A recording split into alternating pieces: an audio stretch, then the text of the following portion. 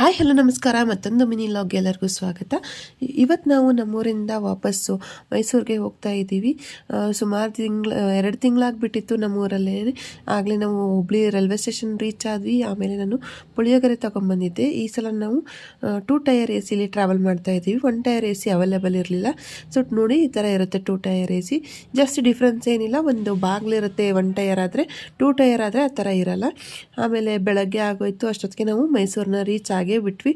Luggage ಬೇರೆ ತುಂಬಾ ಜಾಸ್ತಿ ಆಗಿಬಿಟ್ಟಿತ್ತು. ಹಂಗು ಹಿಂಗು ಮಾಡಿಕೊಂಡು ರೈಲ್ವೆ ಸ್ಟೇಷನಿಂದ ಹೊರಗೆ ಬಂದ ತಕ್ಷಣ ಕ್ಯಾಬ್ ಬುಕ್ ಮಾಡಿ ಮನೆಗೆ ಬಂದ್ವಿ. ನೈಟ್ ಇಬ್ಬರು ಮಕ್ಕಳು ಅಷ್ಟು ಕಾಟ ಕೊಡಲಿಲ್ಲ, ಚೆನ್ನಾಗೇ ಮಲಗಿದ್ರು. ಮನೆಗೆ ಬಂದ ತಕ್ಷಣ ಮಗು ಯಾಕೋ ಕಿರಿಕಿರಿ ಮಾಡ್ತಾಯಿದ್ದ ಅಂತ ಅವನೊಂದ್ಸಲ ಹಾಸ್ಪಿಟ್ಲಿಗೆ ಕರ್ಕೊಂಡು ಹೋಗಿ ಬಂದ್ವಿ. ಅದಾದಮೇಲೆ ಸಂಜೆ ಕಾಫಿ ಕುಡಿದ್ಬಿಟ್ಟು ಎಲ್ಲ ಬಟ್ಟೆನೂ ಮತ್ತೆ ಅನ್ಪ್ಯಾಕ್ ಮಾಡಿದೆ.